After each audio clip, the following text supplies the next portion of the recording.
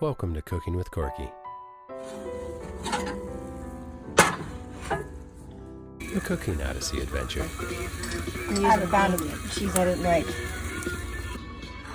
Alright, you got your tostada. You waited 10 minutes because that's how long it takes cheese to become really good.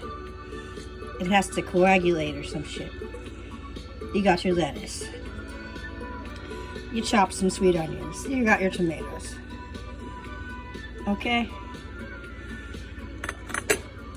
You even got some sour cream. Which is hard to get these days, but I found it. Go ahead and... Come on. You know, my grip strength isn't what it used to. Come on. Okay.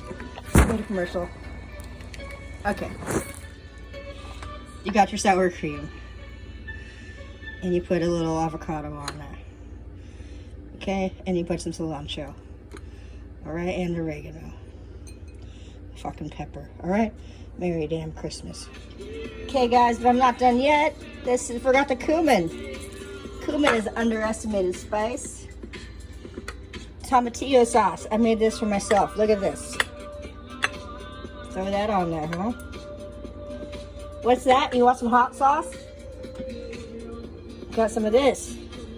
Whoa! That's a fucking bingo.